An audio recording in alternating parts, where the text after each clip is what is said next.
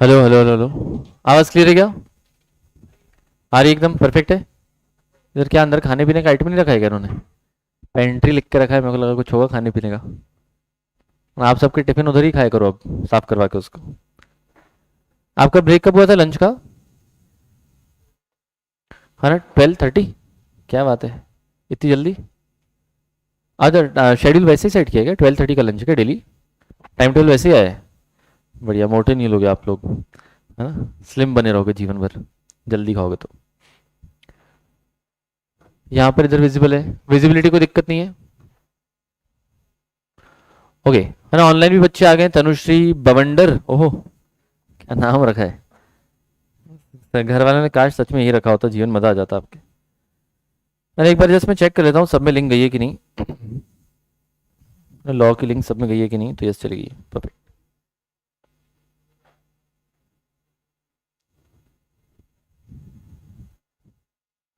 ये सर को गर्मी हो रही थी क्या? Deepesh sir is very hot. क्यों? इतनी गर्मी में पंखा कम करके पढ़ा रहे हैं, बताओ।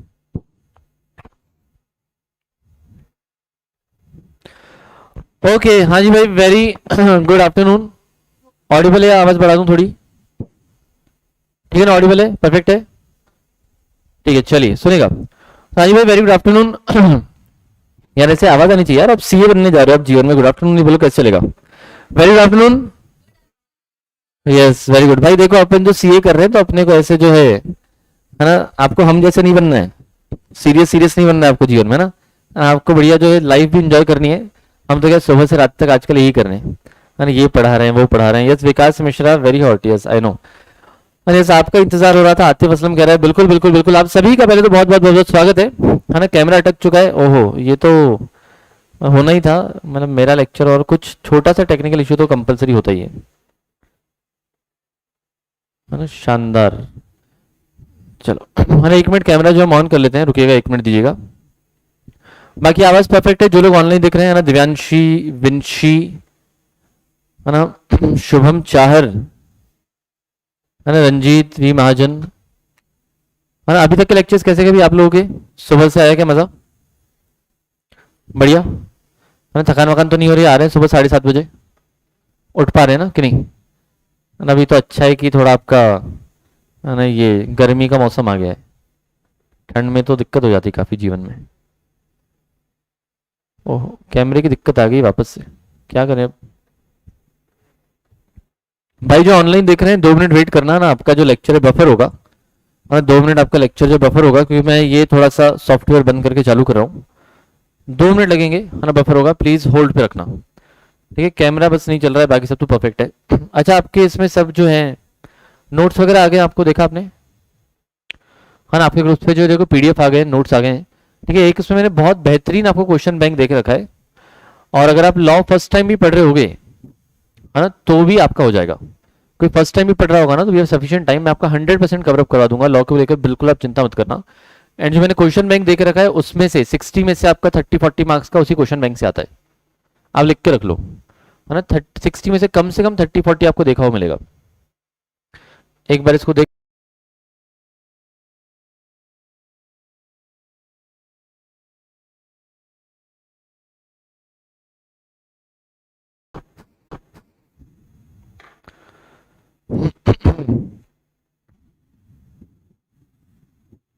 एक बार अपने मोबाइलों में चेक करना तो आप लोग, और आपके यूट्यूब पर एक बार चेक करो ना, चलना स्टार्ट हुआ है कि नहीं।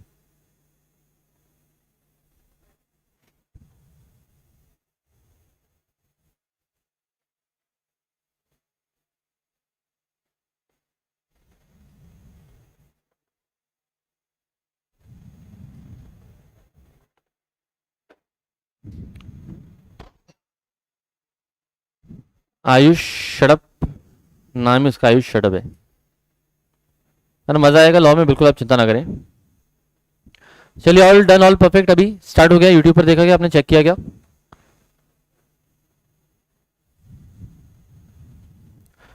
ओके चलिए भाई, very good afternoon once again. तो यहाँ पर स्टार्ट करते हैं ना छोटे से टेक्निकल ग्लिच के बाद। तो शुरुआत हमेशा की तरह हम लोग शायरी से ही करेंगे, है ना? तो आपको क्या करना पड़ेगा यहाँ पर, है ना? इरशाद बोलना पड़ेगा। वेरी गुड, क्या बात है। है ना, आपको यहाँ पर इरशाद बोलना पड़ेगा। तो पहले एक जो है मोटिवेशन वाली सुनाता हूँ, फिर दिल टूटी में ज़्यादा सुनाऊंगा आपको, है ना। अगर आपका ब्रेकअप नहीं भी हुआ होगा तो आपको ऐसा फील आएगा यार काश एक बार तो ब्रेकअप कर लिया होता तो शायद ये ज़्यादा समझ में आती थी, है ना। गौरव मयेगा, तो पहली वाली है, गौरव मयेगा इरशाद करेगा कि तू थोड़ा सा सब्र कर ले। गौरव मयेगा कि तू थोड़ा सा सब्र कर ले कि इम्तिहान जारी है। गौरव मयेगा कि तू थोड़ा सा सब्र कर ले कि इम्तिहान जारी है, और एक दिन वक्त भी आएगा और कहेगा, और एक दिन वक्त भी आएगा और कहेगा कि चल अब तेरी बारी है। क्या बात है, क्या बात है ना, ऐसे बोलना पड़ता है आपको जोर जोर से। हाँ चलो एक और सुनो, मैंने एक और सुनो, अच्छी वाली सुनाता हूँ, दिल टूटी वाली सुनाता हूँ यार। क्या मोटिवेशन तो जीवन में आपके बहुत है कि नहीं। अच्छी वाली देख रहा हूँ आपके लायक, जो आपको समझ में भी आए। एक ये बहुत प्यारी शायरी है, वन ऑफ माई फेवरेट है। आपने अगर मुझे इंस्टा में आप फॉलो कर दो, आपने देखा होगा, इतनी प्यारी शायरी आपके दिल को छू के जाएगी, लड़कों को तो बहुत पसंद आएगी। सुनो एकदम मूड बनाता हूँ आपका मैं, गर्व आएगा, है ना। कि अपने आंखों में भरकर ले जाने हैं, अपनी आंखों में भरकर ले जाने हैं, मुझे तेरे आंसू काम में लाने हैं। थोड़ी गहराई है इसमें, है ना। गौरव मयेगा, आतिफ असलम शुक्रिया। गौरव मयेगा कि अपनी आंखों में भरकर ले जाने हैं, मुझे तेरे आंसू काम में लाने हैं। हम कोई वैशी दरिंदे नहीं दीवाने हैं, हम कोई वैशी दरिंदे नहीं दीवाने हैं, और तुमसे बटन खुलवाने नहीं लगवाने हैं।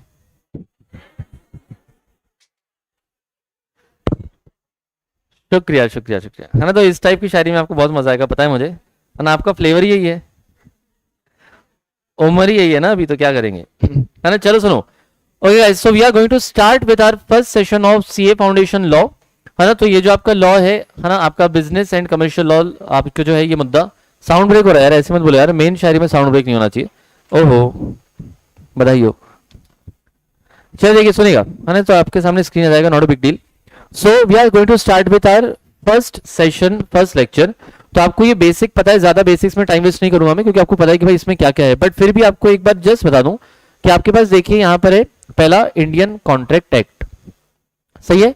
सबसे पहले आपके पास जो वो है the Indian contract act, correct है। सेकंड वाला क्या है आपके पास, है ना, the sale of goods act. Third वाला लॉ है आपके पास दी इंडियन पार्टनरशिप एक्ट, ये तीसरा वाला मुद्दा है आपका। चौथा वाला क्या है आपका, limited liability partnership act, that is LLP. And fifth वाला आपका, है ना, कंपनीज एक्ट। एंड पांचवा वाला आपका यहाँ पर कंपनीज एक्ट, ठीक है।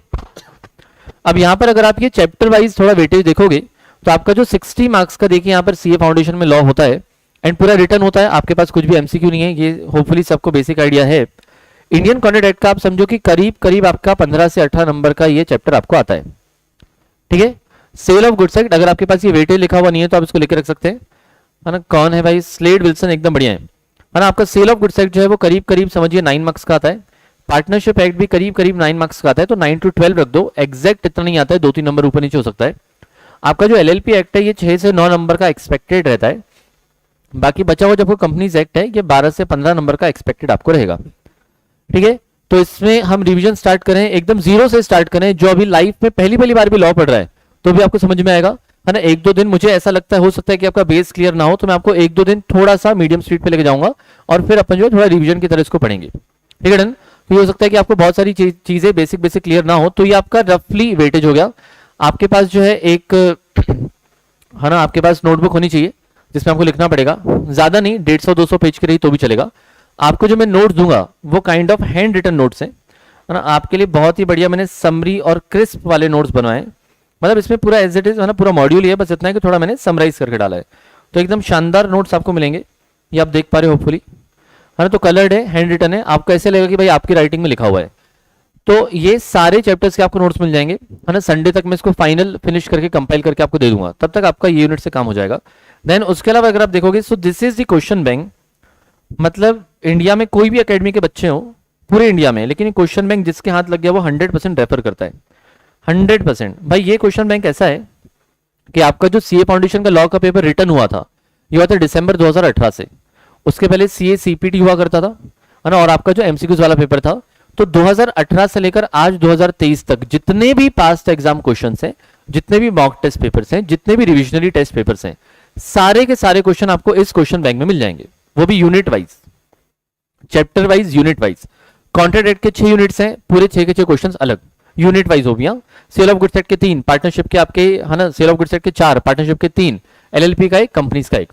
तो सारे के सारे आपको विथ यूनिट आपको अलग अलग मिल जाएंगे। एंड 100% मैं आपको आज ही लिख के दे रहा हूं कि आप ये क्वेश्चन बैंक ने रट मारना, कुछ करो या ना करो, ये क्वेश्चन बैंक करोगे 30 से 40 नंबर आपके 100% पक्का है।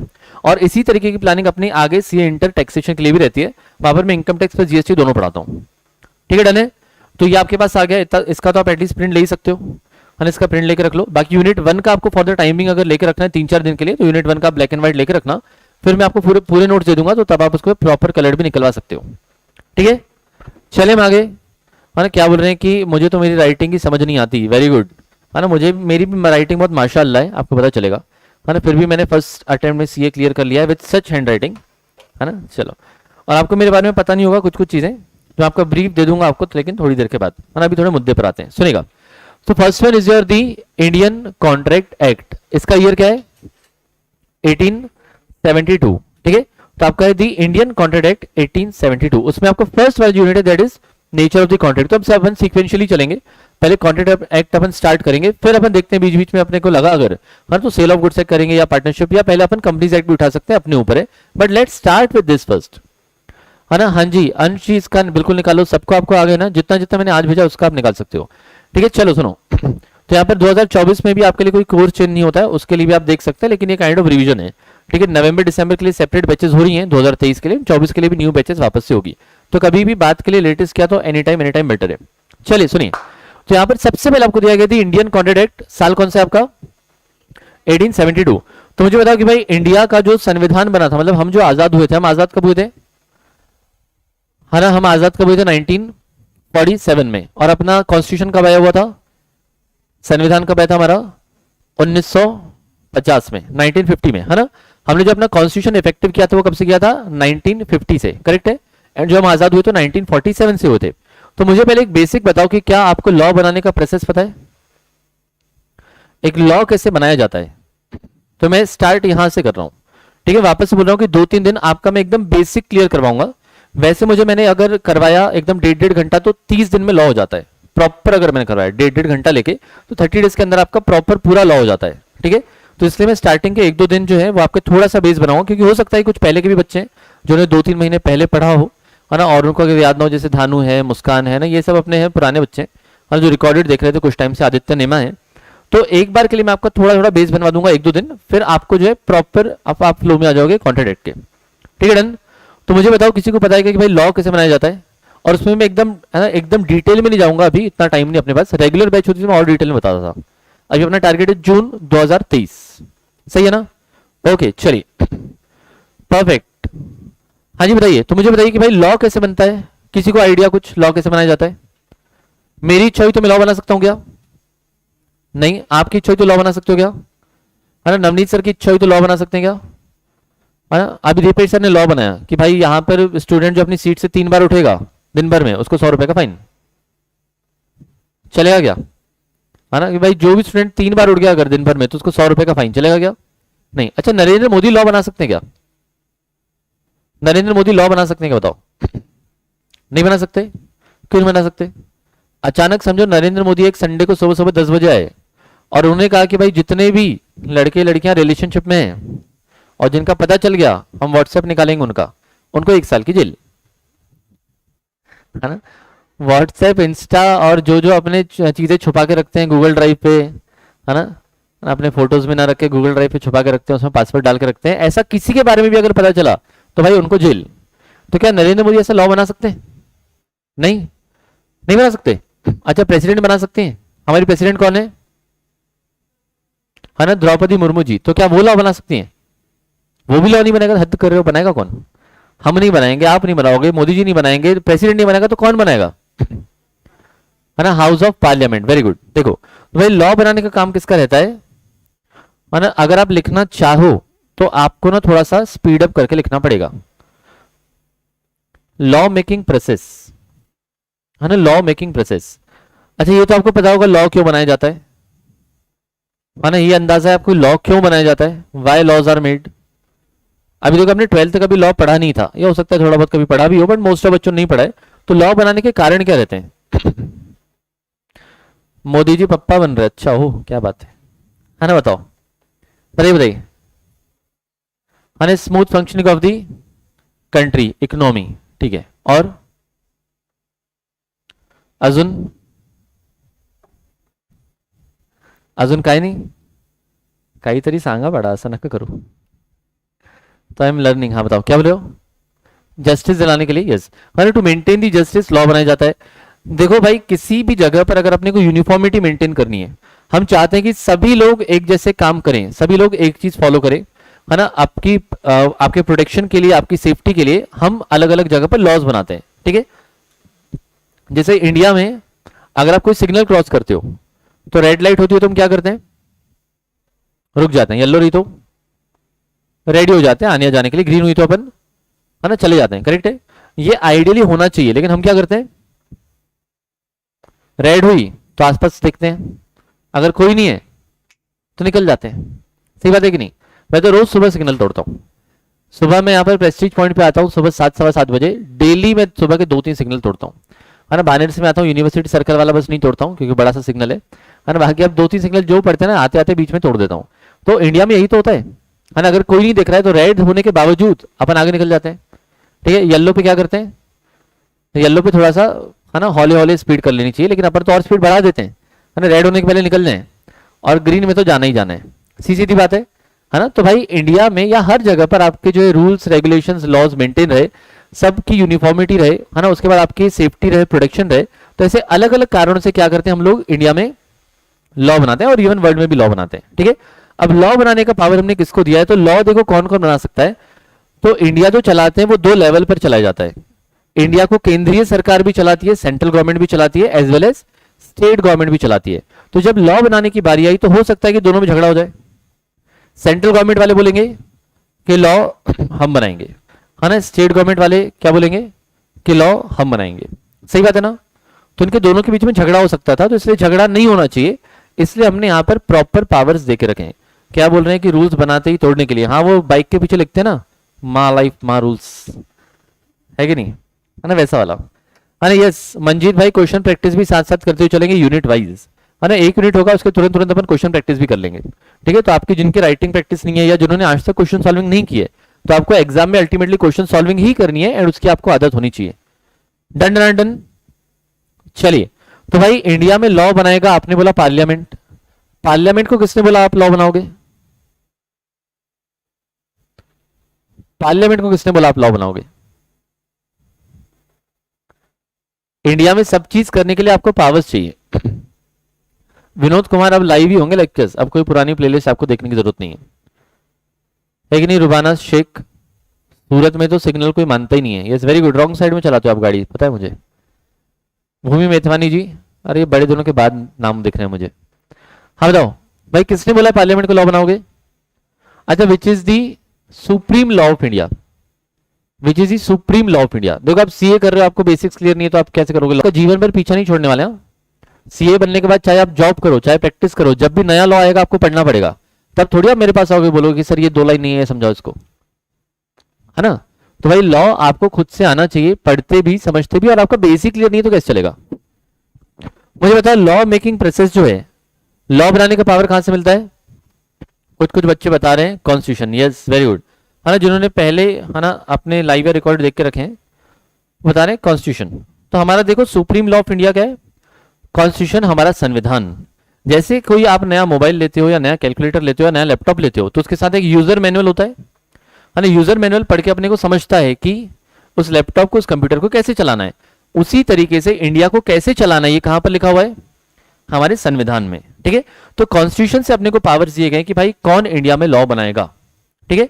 तो कॉन्स्टिट्यूशन में आपका आर्टिकल नंबर है 246, ये पता है आपको आर्टिकल और सेक्शन वगैरह, है ना। लॉ में सेक्शंस होते हैं, सेक्शन 1 2 3 4 आपको पता है ना। अब ये सेक्शन एक्चुअली क्या होते हैं, मतलब क्यों दिया जाता है नंबरिंग,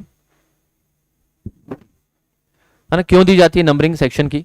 जो ऑनलाइन देख रहे हैं फटाफट से लाइक मार दिया करो यार, इतने बच्चे लाइव देखते हैं और लाइक भी नहीं करते हैं, अच्छा अच्छा नहीं लगता है आपको, शोभा नहीं देता ये। हाँ, दो शायरी में आपको और सुनाऊंगा, चिंता मत करो। और खत्म होने के बाद आपको कमेंट भी करना है, कंपलसरी कमेंट करना है, देखो। हाँ बताइए, सेक्शन नंबर क्यों दिए जाते हैं, किसके लिए सेक्शन नंबर क्यों दिए जाते हैं? नहीं, आपका नाम क्या मैडम?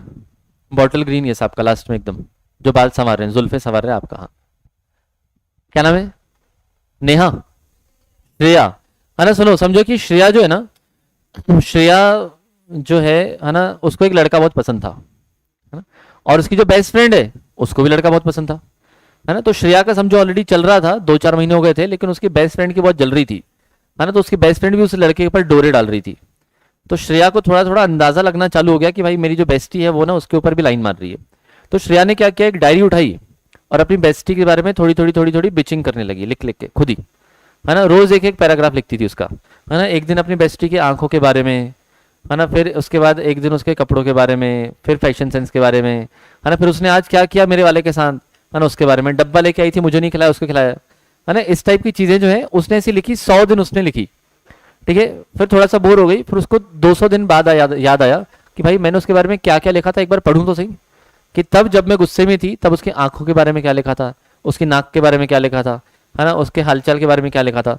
तो अगर अपने कोई फ्यूचर में देखना होगा कि आपने उसके बारे में कहां पर क्या लिखा था, तो अपन ने जब पैराग्राफ लिखे थे ना, तो उसने तब क्या किया होगा, उसको नंबरिंग देके रखी होगी।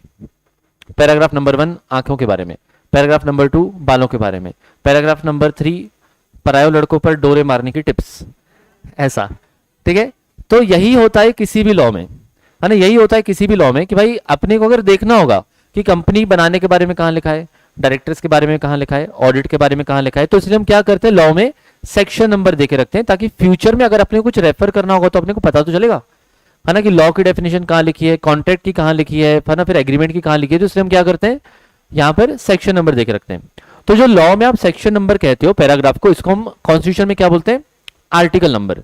बस वो पैराग्राफ ही है, बस किसी भी लॉ में उसको सेक्शन कहते हैं, एंड कॉन्स्टिट्यूशन में हम उसको आर्टिकल कहते हैं, है ना। आर्टिकल नंबर 1 2 3 4 ऐसे होता है, समझ आए, एकदम परफेक्ट है ना। ओके चलिए, है ना। ऐसा होता है क्या, नीरज आपकी वाली को पूछो, हमको क्या पता, आपकी वाली बताएगी उसके फ्रेंड के बारे में क्या लिखती है।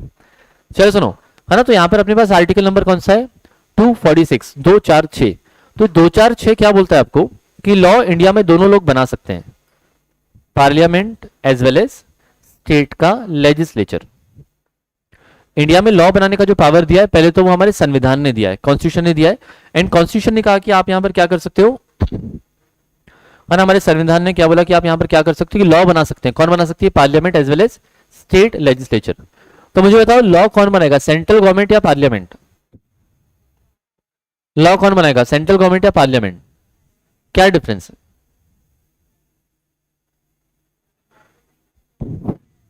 वेरी गुड, है ना। पार्लियामेंट में क्या होता है, लोकसभा राज्यसभा 2 हाउसेस होते हैं, है ना। पार्लियामेंट में क्या होता है कि जो जीती हुई पार्टी है वो भी है, एंड जो हारी हुई पार्टी है वो भी है ना। आप देखो अभी तो डिस्क्वालीफाई कर दिया हमने राहुल गांधी को, है ना। अभी अभी हमने बेचारे को डिस्क्वालीफाई कर दिया, मोदी जी के बारे में गलत बोल दिया था उन्होंने, हाँ। नहीं तो पहले क्या होता था कि एक साइड बढ़िया बीजेपी गवर्नमेंट बैठती थी, एंड एक साइड ऑपोजिशन वाले बैठते थे जिनका ये मजाक उड़ाते थे, है ना। तो अभी वो जो मजाक उड़ाते थे वो एलिमेंट थोड़ा सा खत्म हो गया पार्लियामेंट में, बट ठीक है 2 साल के लिए। तो मुद्दा समझ आया कि आप पार्लियामेंट में कभी आप संसद भवन देखो जो बहस चलती है ना। तो यहाँ पर भी देखो पार्लियामेंट चल रहा था जिसमें, है ना, लोग चिल्ला रहे थे कि मोदी मोदी अदानी भाई भाई, मोदी अदानी भाई भाई, पार्लियामेंट में। देखा आपने, फुर्सत नहीं बोली, है ना, देखा आपने, क्या बात है ना, 2-3 लोग को फुर्सत है, बाकी सब इंस्टा स्क्रॉल, है ना, कि बंद कर दिया इंस्टा, है ना, बंद कर दिया इंस्टा, क्या बात है, proud of you, very good, है ना। चलो सुनो, तो हमने यहाँ पर क्या बोला कि भाई आपके पार्लियामेंट में जो जीती हुई पार्टी है वो भी बैठेगी, एंड जो ऑपोजिशन वाली पार्टी है वो भी बैठेगी, ठीक है। लेकिन सेंट्रल गवर्नमेंट मतलब सिर्फ और सिर्फ जीती हुई पार्टी, है ना। मतलब मोदी गवर्नमेंट क्या है अभी, सेंट्रल गवर्नमेंट। तो अगर हम लॉ बनाने का पावर सेंट्रल गवर्नमेंट को दे देते तो दिक्कत क्या होती थी, कोई भी सरकार आती थी अपने हिसाब से लॉ बनाकर निकल जाती थी, है ना। अगर हम लॉ बनाने का पावर नरेंद्र मोदी जी को दे देते पूरा, तो नरेंद्र मोदी क्या बोलते थे कि जब तक मैं जिंदा हूं मैं प्रधानमंत्री हूं, ऐसा कानून, ऐसा ऑलरेडी है, कहां पर, चाइना में एंड रशिया में, है ना। ऐसा ऑलरेडी कानून है, कहां पर, चाइना में एंड रशिया में। तानाशाही जिसको बोलते हैं ना, तानाशाही, है ना। तो जब तक पुतिन है वो रहेगा, है ना। जब तक यहाँ पर जिंगपिंग क्या है वो, है ना, चाउमीन क्या नाम है उसका, है ना, हाँ क्या नाम है उसका, चाइनी वाला जो भी प्रेसिडेंट है ना, चाउमीन, हाँ, तो वो क्या रहेगा, जब तक जिंदा रहेगा वो, है, जब तक जिंदा रहेगा तब तक प्रेसिडेंट रहेगा। ठीक है, समझ आया, है ना। ओके, तो भाई India is a democratic country, इसलिए हमने पावर्स बांट के रखे हैं। तो पावर्स हमने दिए पार्लियामेंट को एज वेल एज स्टेट के लेजिस्लेचर को।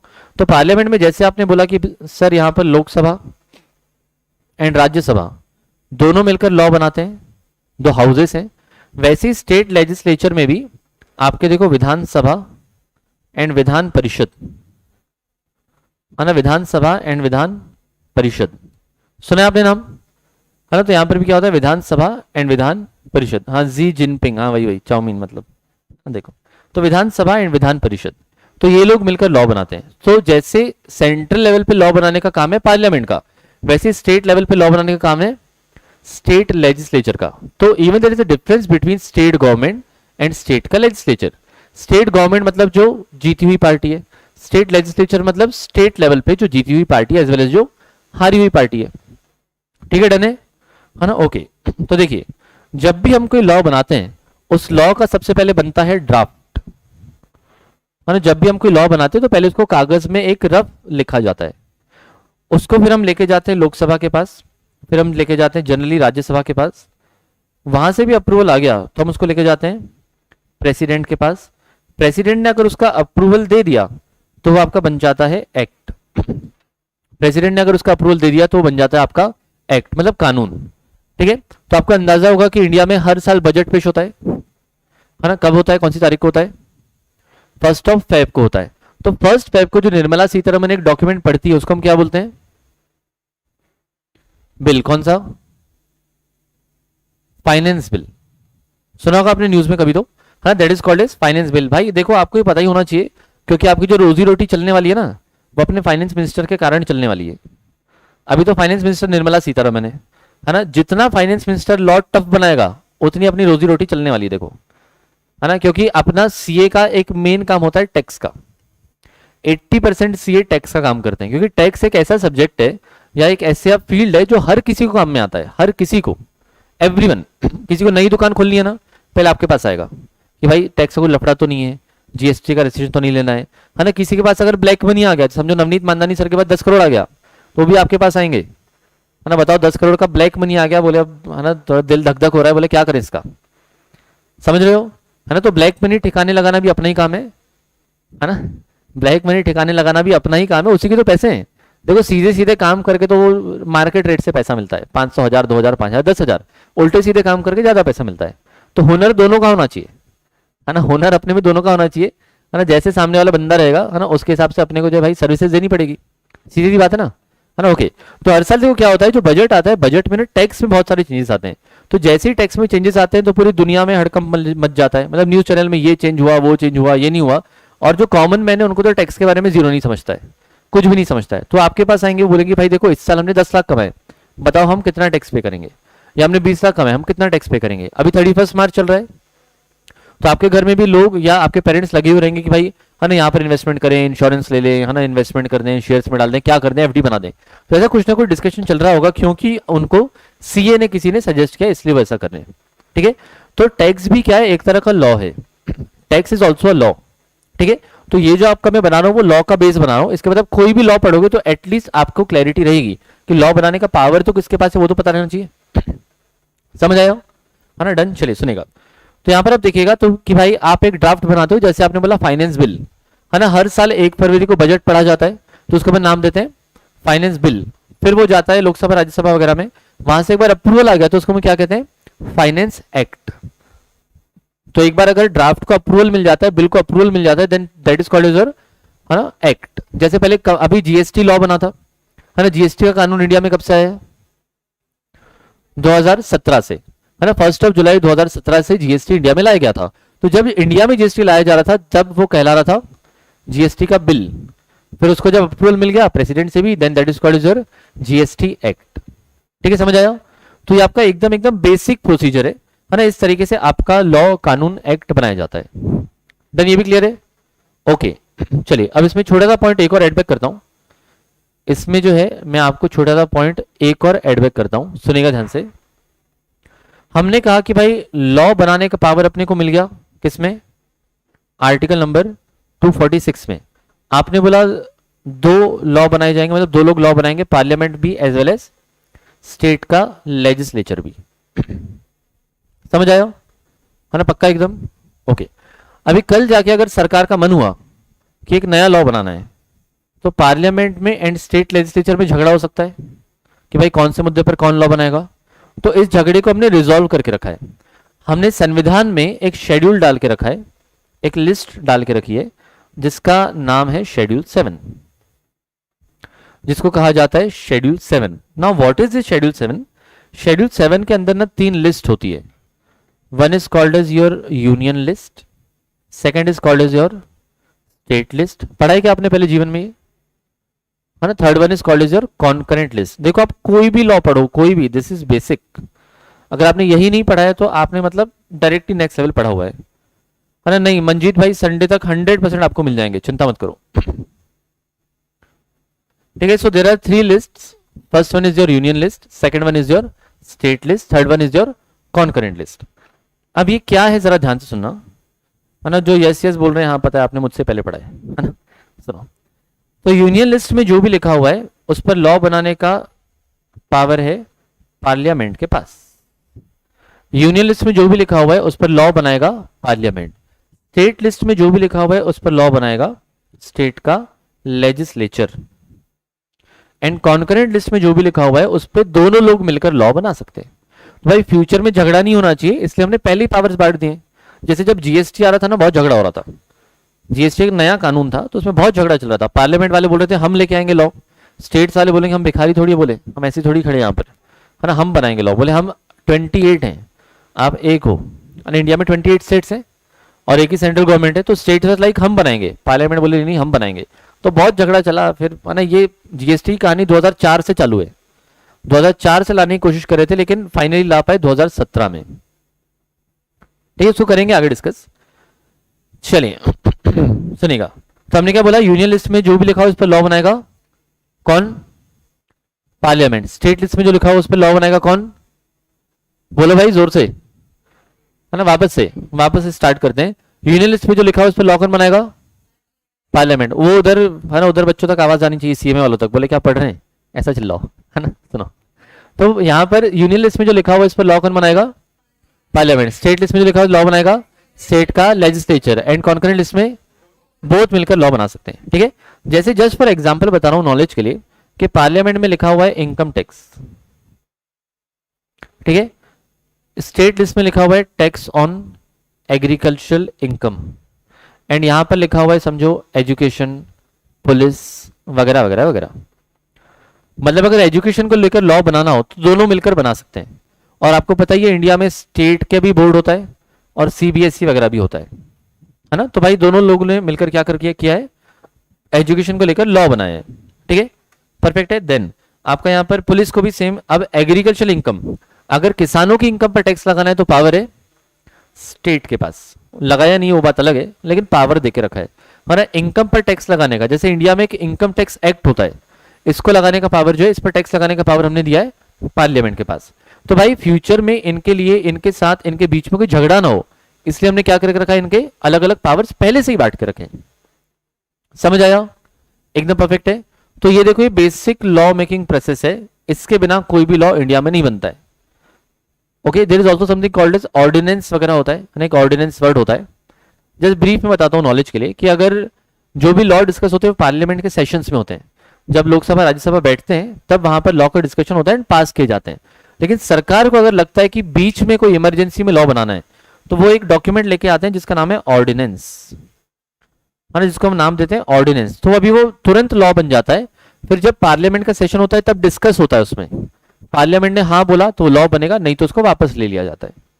तो इंडिया में बीच में लॉज लाने का भी प्रोसेस है, and that document is called as your ordinance. बोले समझ आया, है ना। क्या बोले, ऑफलाइन बैच भी फ्री ऑफ कॉस्ट है क्या? Yes, for June it is free of cost, है ना। जून का जो रिवीजन अभी चल रहा है डिटेल वाला, that is free of cost. Done done done, चले हम आगे। ओके सुनेगा, हाँ। तो इसके पहले मैं आपका भी इंडियन कॉन्ट्रैक्ट एक्ट स्टार्ट करूं, मैं कॉन्ट्रैक्ट का मीनिंग स्टार्ट करूं, एग्रीमेंट का मीनिंग स्टार्ट करूं, उसके पहले आपको एक छोटा सा थोड़ा सा ब्रीफ देता हूं है ना, जो है ना पहले लेक्चर्स अटेंड कर चुके हैं उनको तो एकदम रट गया होगा मेरा इंट्रोडक्शन वैसे, है ना, एकदम ब्रीफ में बताता हूँ. So guys, I am a chart accountant. I have cleared my CA in the very first attempt. CA CPT जो जब हुआ करता था वो मैंने इंदौर से किया था, and I had scored only 180 marks out of 200, है ना, जितने बच्चे भी लाइव देख रहे हैं उतने, तो 200 में से मेरे 180 नंबर आए थे और मैं इंदौर का टॉपर था, और ऑल इंडिया रैंक 12th था मैं सीपीटी में.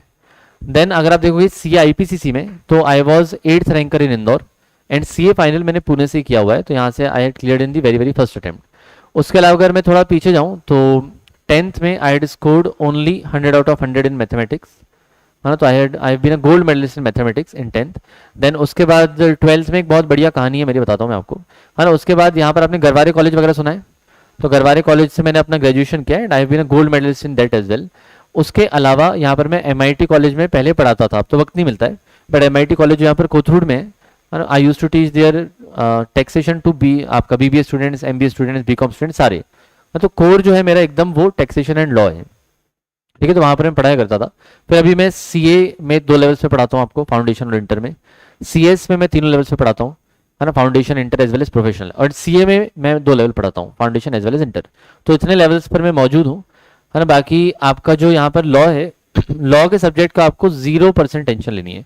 बस इतना करना है, डेली जो मैं बोलूंगा उतना उतना करना है ना, जितना मैं आपको बताऊंगा उतना बस सेल्फ स्टडी कर लेना, और जो जो आपको लिखने के लिए बोला उतना लिख के आना. एंड 100% मैं बोल रहा हूँ कि आपने जो क्वेश्चन बैंक अभी मैंने आपको दिया है ना, 100% 60 में से 30-40 नंबर का पक्का आएगा, मैं आपको लिख के देता हूँ, है ना, 100%. हाँ यस, सुनेगा, है ना. और अपने ऑल इंडिया रैंकर वगैरह भी हैं बच्चे, खुद ही बता रहे हैं यहाँ पर, है ना. यस, तो यहाँ पर देखो टैक्स में 90 मार्क्स के आए थे, तो मैंने उसको आईफोन गिफ्ट दिया था. तो अपना एक ऐसा डील रहती है कि अगर आपको 90 मार्क्स आ जाते हैं तो मेरी तरफ से आपको आईफोन रहेगा, हाँ. लेकिन वो करेंगे अपन सी इंटर के टैक्सेशन में, ठीक है. यहाँ पर तो क्या है कि लॉ प्लस आपका जो बीसीआर है वो मिक्स रहता है, हाँ. तो वो जो भी पढ़ाएगा आपको बीसीआर उससे कॉन्ट्रीब्यूशन लेना पड़ेगा, नहीं तो, लेकिन आपको 90 या तो पक्का मेरी तरफ से कुछ तो अच्छा मैं दे दूंगा 100%, ठीक है. बाकी इंटर टैक्स में तो अपन करेंगे ही करेंगे. रेस्टोरेंट वाला केस हाँ वो बताता हूँ, चिंता मत करो, है ना. सुनेगा, तो यहाँ पर 12th क्लास में क्या हुआ था कि जो आप लॉ पढ़ रहे हो, तो लॉ में केस लॉज होते हैं, आपको पता है ना. केस लॉज मतलब क्या होते हैं, है ना. केस स्टडी मतलब जो अपन ने केस फेस किया हुआ रहता है ना, है ना, अपने जो केस फेस किया हुआ रहता है तो उसमें अपना डिसीजन आता है. तो अगर आप गूगल में कभी मेरा नाम डालो सही, जो मैंने नहीं डाला है, रुको, आपको कुछ नहीं करना है, मेरा नाम गूगल करना है. गूगल में आपको ना मेरे नाम का एक केस लॉ दिखेगा, Saumil Manglani versus the board of secondary education. तो ये बात 2012 की है, जब मैंने 12th दिया था और मुझे हिंदी नाम के सब्जेक्ट में काफी कम नंबर दिए थे, तो मैंने कोर्ट में केस किया था, एमपी हाई कोर्ट में मैंने केस किया था. और यहाँ पर आपको दिखेगा Saumil Manglani versus the board of secondary education on 12 सितंबर 2012, मध्य प्रदेश हाई कोर्ट. तो यहाँ पर मैंने कहा था कि भाई मुझे जो हिंदी में नंबर कम मिले तो मेरी कॉपी को वापस से रीचेक किया जाए. तो उन्होंने यहाँ पर रिप्लाई दिया कि रीचेकिंग का हमारे पास कोई भी प्रोविजन नहीं है, तो उन्होंने हमारा केस खारिज कर दिया, है ना. मतलब कोई भी आगे सुनवाई नहीं हुई, 5-10 हज़ार गए, वो डूब गए, है ना. हमारा वकील जो थोड़ा सा बेवकूफ़ था, उसने गलत सेक्शन में केस डाल दिया था, इसलिए तब अपने को इतना समझता नहीं था, नहीं तो अपन कॉलर पकड़ लेते थे वकील की, है ना, ऐसा. तो मुद्दा ये है कि भाई, है ना, ये तो नहीं हो पाया, केस तो अपन नहीं जीते, बट ठीक है, गूगल पे अपना नाम दिख जाता है, केस लॉ के नाम से, तो उसमें समझो कि ये केस लॉ का इन्वेस्टमेंट है. और बाकी इंस्टा तो आप देख लेना जब आपके पास फुर्सत होगी जीवन में तब. चलिए चलिए आगे, है ना. ओके, तो आपको पता होना चाहिए कि भाई आपको पढ़ाओ कौन रहा है. अभी आप पढ़ के आए हो, है ना, एम्बिशियस से, अभी अपना मर्जर हो गया है ना. तो अभी नए घर वाले कौन है पता होना चाहिए कि नहीं आपको, है ना. चलो सुनो. सो आपका जो इंडियन कॉन्ट्रैक्ट एक्ट है, कोई भी लॉ जब आप पढ़ते हो, कोई भी लॉ, तो किसी भी लॉ का सेक्शन नंबर 1 आपको क्या बताता है ना, एप्लीकेशन. म्हणजे किसी भी लॉ का सेक्शन नंबर 1 आपको क्या बताता है. सिर्फ आपने ही पढ़ा है क्या लॉ, बाकी नहीं थे क्या क्लास में. एप्लीकेबिलिटी एक्सटेंट, सिंप्लीफाई करके बता दो आप, सिंपल शब्दों में तो भी चलेगा. इतना कॉन्फिडेंस मुझे भी चाहिए आईसीआई पर केस कर सकूं. अरे कर लोगे, चिंता मत करो. आपको वो लॉयर याद है क्या, अपने घर के पास ही रहता है, बट ठीक है, पहचान वाला है तो क्या बोलने का. उसको हो गए 10 साल उसको, है ना. और भी मैंने बहुत सारे केसेस किए, बताऊंगा मैं आपको धीरे धीरे. हाँ बताओ, सेक्शन नंबर 1 क्या बताता है. आप सिंप्लीफाइड अपनी भाषा में बताओगे तो भी चलेगा मुझे. मराठी में बोलना, मराठी में बोलो, मला कळतंय काय. Till the extent of the boundaries, ठीक है। आप क्या बोल रहे हो? Extent of the boundaries. चलो सुनो भाई, देखो किसी भी लॉ का सेक्शन नंबर 1, वेरी गुड है ना नेहा सना, देखो किसी भी कानून का सेक्शन नंबर 1 आपको ये बताता है कि भाई जो भी आप कानून पढ़ने वाले हो ना, उस कानून का नाम क्या होगा, सेकंड वो कब से एप्लीकेबल होगा, एंड थर्ड उसका स्कोप क्या होगा। कहने का मतलब आप लोग पढ़ रहे हो दी इंडियन कॉन्ट्रैक्ट एक्ट, ये उसका नाम है, ठीक है। ये कब से एप्लीकेबल हुआ था, तो 1 सितंबर 1872 से ये एप्लीकेबल था, मतलब इसको हमने लागू किया था। एंड ये कहां कहां पर एप्लीकेबल होता है, स्कोप क्या होता है, so this extends to the whole of India.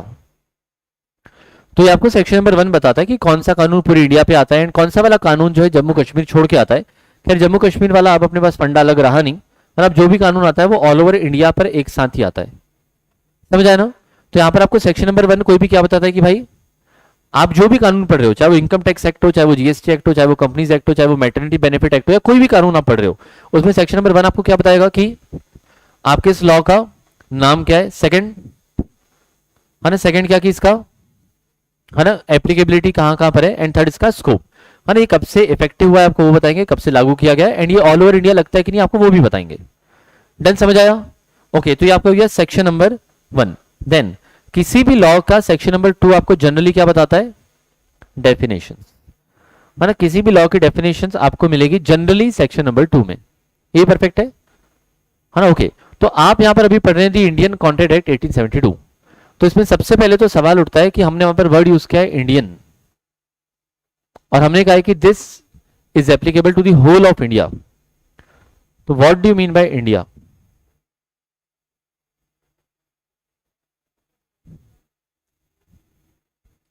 हमने कहा कि ये लॉ इंडिया में लगता है। Now what do you mean by India? Citizens of India नहीं, I am not asking about persons of India, I am asking what is India, particular country, boundaries, है ना। तो भाई अच्छा मुझे बताओ, अगर मैं इस क्लासरूम में आपके साथ कॉन्ट्रैक्ट करूं तो क्या आप बोलोगे मैंने इंडिया में कॉन्ट्रैक्ट किया है ना। सपोज अपन जो है ना ऊपर गए, है ना, अपन ने एक प्लेन में कॉन्ट्रैक्ट किया है ना, अपन हवाई जहाज में थे, वहां पर बैठ के कॉन्ट्रैक्ट साइन किया है, तो क्या आपने इंडिया में कॉन्ट्रैक्ट किया है? या फिर अपन स्कूबा डाइविंग करने गए, है ना, अपन समझो 3 किलोमीटर अंदर चले गए, है ना, गहराई में, और वहां पर अपने कॉन्ट्रैक्ट किया, तो क्या आपने इंडिया में कॉन्ट्रैक्ट किया है? आप इंडिया की नदियों में है ना और झरनों में बढ़िया है ना जा जाके घूम रहे हैं, वहां पर जाके आपने कॉन्ट्रैक्ट किया, तो क्या आपने इंडिया में कॉन्ट्रैक्ट किया है? आपने गोवा के समुद्र के किनारे में एकदम जहां पर लिमिट खत्म होती है ना, हमने वहां पर कॉन्ट्रैक्ट किया, तो क्या आपने इंडिया में कॉन्ट्रैक्ट किया है? यस। तो देखो मतलब कहने का मतलब ये है कि इंडिया की भी डेफिनेशन है, माने लॉ में जो भी आप पढ़ते हो ना, हर एक वर्ड का मीनिंग होता है, चाहे वो इंडिया हो, चाहे वो कॉन्ट्रैक्ट हो, चाहे वो ऑफर हो, चाहे वो एक्सेप्टेंस हो, चाहे वो एग्रीमेंट हो, किसी का भी हो, ठीक है। तो इंडिया की भी डेफिनेशन है, वैसे आपको इंटर लेवल पे, बट मैं आपको रफली बताता हूँ कि इंडिया की जमीन इंडिया है, इंडिया की हवा भी इंडिया है, इंडिया के आसपास का जो पानी है वो भी इंडिया है, समुद्र की गहराइयों में जाओगे 3 लेयर तक एकदम नीचे, तो वो भी इंडिया है, और आसपास भी इंडिया है, लेकिन उसकी लिमिट है 12 nautical mile. There is something called as 12 nautical miles, there is something called as 200 nautical miles.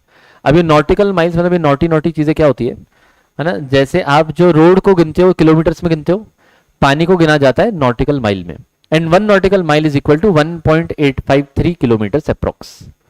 ऐसे एक नॉटिकल माइल की बराबरी होती है। ये पढ़ोगे आप, मैंने आपको जस्ट नॉलेज के लिए बताया कि भाई इंडिया की भी डेफिनेशन है, ठीक है। ये देखो यार कितनी ये बीकॉम वाली डेफिनेशन बताने, India is a historical place which is many things are available, very good, proud of you.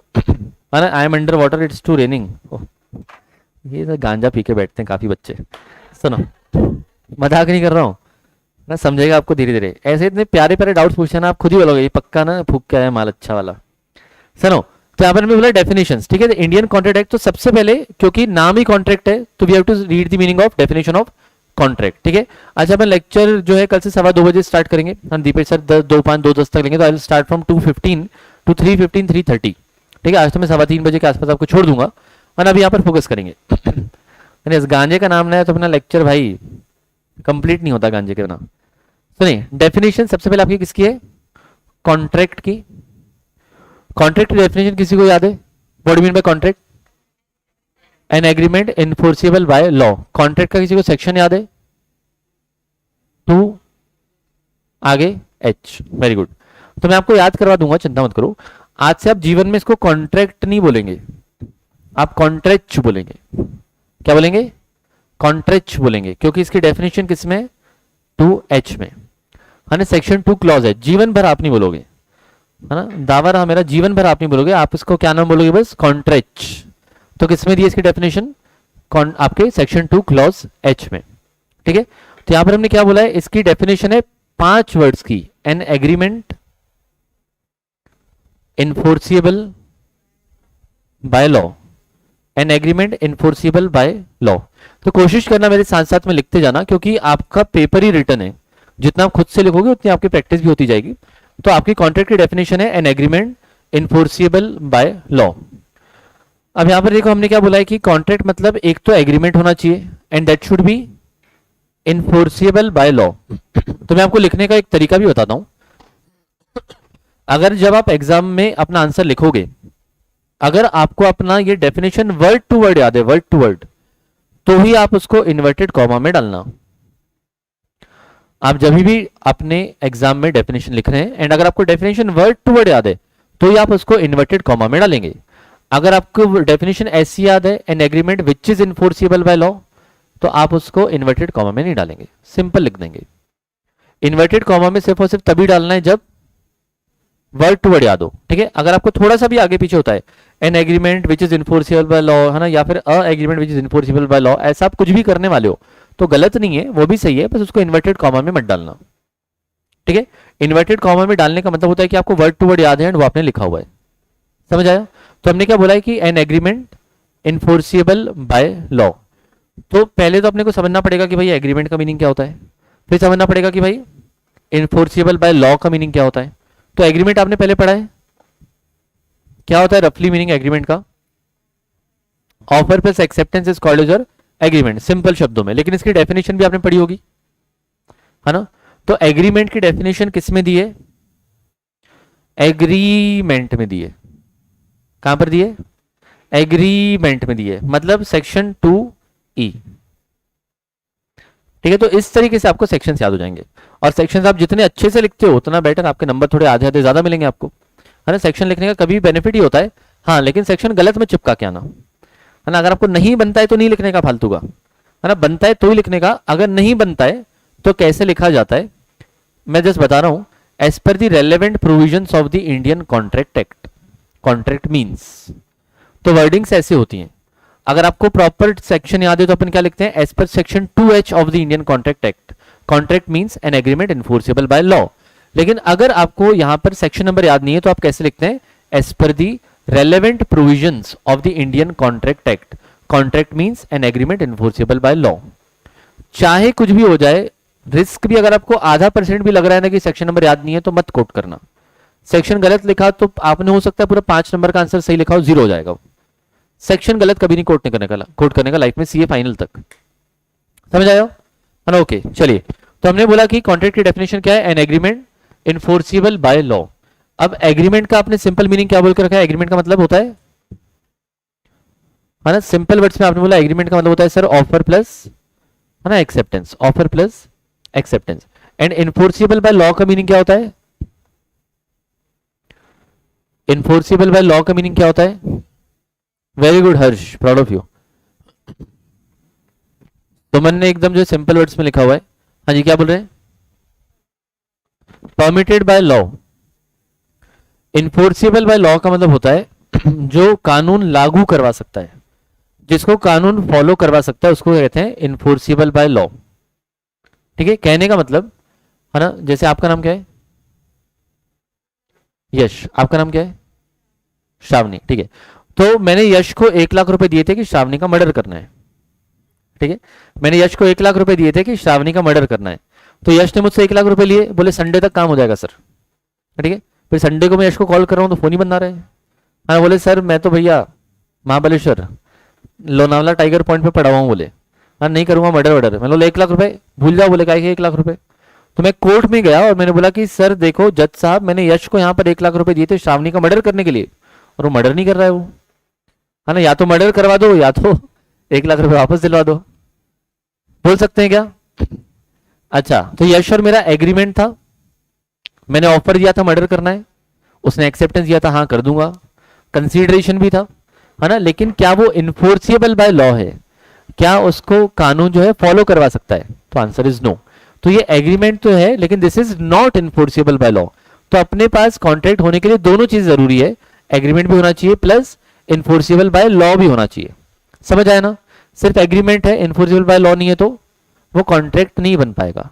तो है ना, कॉन्ट्रैक्ट बनाने के लिए आपकी दोनों चीजें होनी जो है वो जरूरी है। क्लियर हुआ? डन डन, है ना? अच्छा, मैं उससे पैसा वापस मांग सकता हूँ क्या? 1 लाख रुपए वापस दे, है ना? मैं 1 लाख रुपए वापस मांग सकता हूँ क्या? नहीं मांग सकता, क्योंकि मेरा काम जो था वो, है ना, लॉ परमिट नहीं करता था, है ना, इलीगल टाइप का काम था इसलिए। समझ आया? ओके, तो हमको देखना है agreement enforceable by law. Enforceable by law मतलब जिसको कानून लागू करवा सकता है, फॉलो करवा सकता है, that is called as enforceable by law. समझ आया? चले हम आगे।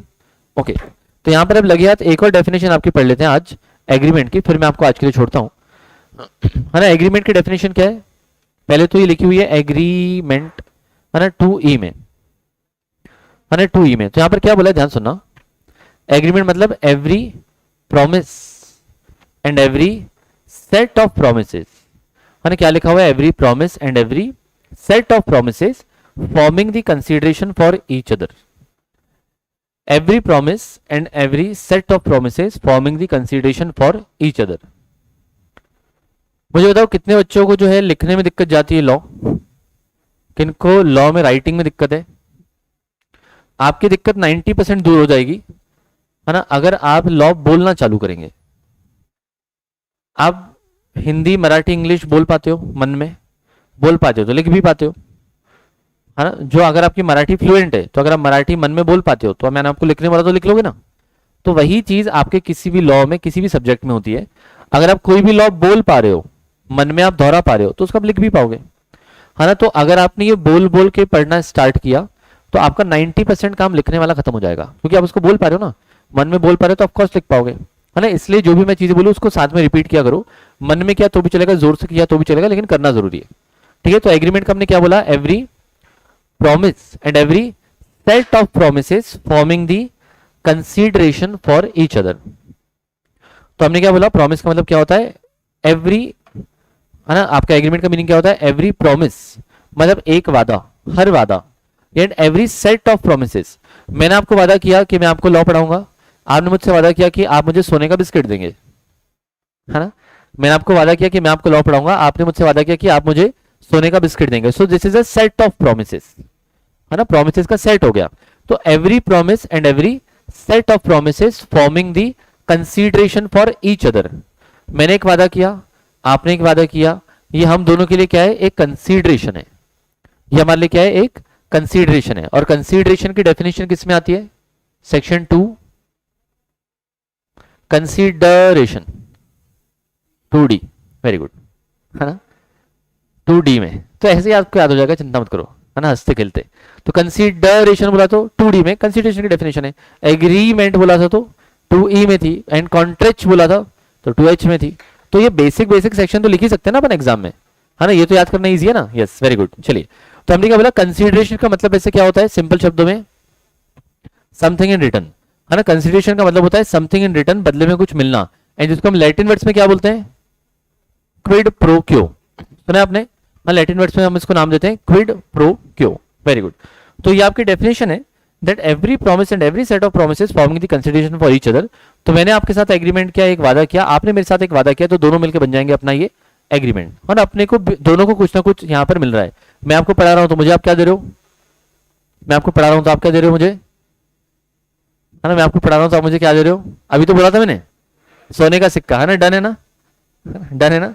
कॉन्ट्रैक्ट ओरल भी होता है, देखो, हाँ, पढ़ा हुआ है आपने, ठीक है। तो ओरल कॉन्ट्रैक्ट है अपना, और ये देखो अभी रिकॉर्ड भी हो गया है, एविडेंस भी है मेरे पास। क्या बोल रहे हैं? माइनर्स, मोहरी भी कोई तो होगा मेजर, सब माइनर है, बताएंगे नहीं अभी क्यों, जानबूझ के। चलो कोई बात नहीं, है ना। अच्छा, बाद में आपने रेक्टिफाई किया तो 18 साल के हो गए, फिर आपने बोला नहीं नहीं सर, हमने आपसे वादा किया था, हमको अच्छा नहीं लग रहा है, अब हम आपको सोने का सिक्का दे देंगे, है ना। Yes, very good. चलो, अपने ऊपर आती है, तुरंत समझता है क्यों, है ना। चलिए भाई, तो आज के लिए हम इतना ही रखते हैं, है ना। अभी मैं आपको एक दो है ना बढ़िया शायरी सुना के आपको विदा करता हूँ आज के लिए, है ना। बाकी कल अपन मुलाकात करेंगे, तो will be starting at guys 2:15 only, है ना। दीपेश सर मेरे ख्याल से 2:05 2:10 को छोड़ेंगे, तो मेरा भी वहाँ 1:30 लेक्चर खत्म होता है, मैं भी खाना खा के जब तक यहाँ तक आऊँगा थोड़ा सा वक्त लग जाता है, तो 2:15 to 3:15 3:30 हम अपना टाइम रखते हैं, ठीक है। तो आपका क्वेश्चन बैंक जो आपके पास है एटलीस्ट उसका प्रिंट लेके आओ, है ना। इसका यूनिट 1 का अभी के लिए आपको लेना है तो लेके आओ, कोई दिक्कत नहीं है। बाकी बढ़िया वाली है, मैं आपको शायरी सुनाता हूँ, गौर फरमाइएगा, है ना। अंश कह रहे रिकॉर्ड नहीं हुआ, रहा इधर ही रहेगा अपने पास यूट्यूब पे, है ना। 10 साल बाद भी लेक्चर इधर रहेगा, सुनो गौर फरमाइएगा कि जो नहीं आता, जो नहीं आता उसी का इतना इंतजार क्यों। गौर फरमाइए कि जो नहीं आता उसी का इंतजार, उसी का इतना इंतजार क्यों, किसी के लिए अपना ये हाल क्यों, है ना। किसी के लिए अपना ये हाल क्यों, वैसे तो इस दुनिया में बहुत सी चीजें प्यारी हैं, वैसे तो इस दुनिया में बहुत सी चीजें प्यारी हैं, पर जो नहीं मिलता उसी से इतना प्यार क्यों। शुक्रिया शुक्रिया। एक और सुनो, एक बहुत गहरी वाली है, बहुत गहरी वाली, आप समझ पाओ तो बहुत शानदार है, ध्यान सुनना। आपके शायरी का लेवल बढ़ जाएगा, चिंता मत करो, नहीं भी समझ में आती ना समझ में आ जाएगी। अभी वाह वाह बोल दिया करो आप, गो विद द फ्लो। गौर में कि रुस्वाई के समंदर को पार कर दूंगा, है ना। गौर में कि रुस्वाई के समंदर को पार कर दूंगा, मैं तेरी जीती हुई बाजी को भी हार कर दूंगा। इंटेंस है थोड़ी, ध्यान सुनिएगा कि रुस्वाई के समंदर को पार कर दूंगा, मैं तेरी जीती हुई हारी बाजी को भी हार कर दूंगा।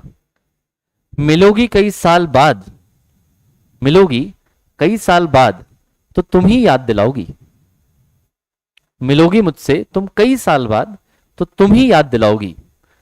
मैं ध्यान से सुन लूंगा सब कुछ, मैं ध्यान से सुन लूंगा सब कुछ और फिर इनकार कर दूंगा। शुक्रिया शुक्रिया। चलो भाई, मैंने कहा था ना डीप है तो गिने चुने लोग को समझ में आएगी, इट्स ओके। चलो भाई, तो आज के लिए पर रुकते हैं। थैंक यू सो मच, बहुत बहुत शुक्रिया। एंड जो यहाँ पर ऑनलाइन लाइव देख रहे हैं, है ना, या बाद में रिकॉर्ड भी देखेंगे, तो आपको कंपलसरी लाइक एंड कमेंट करना है। हर किसी का कम से कम एक कमेंट कंपलसरी चाहिए, है ना। आपको फीडबैक देना है, एंड जो जो आपकी समस्या अगर कुछ जा रही है तो वो भी आपको देना है कंपलसरी। स्टार्टिंग के 3-4 लेक्चर बोलूंगा, फिर नहीं बोलूंगा, चिंता मत करो, ठीक है। लेकिन स्टार्टिंग के 3-4 में कंपलसरी आपको कमेंट करना है। ओके चलिए भाई, थैंक यू सो मच, शुक्रिया। मैं अगर चाहूं, है ना, शिवम कल सुनाता हूं। चलिए bye, thank you so much. कल सॉन्ग कल सुनाता हूं, है ना, गाना बढ़िया वाला कल सुनाता हूं, ठीक है। चलिए बाय, ठीक है, आप चले जाए।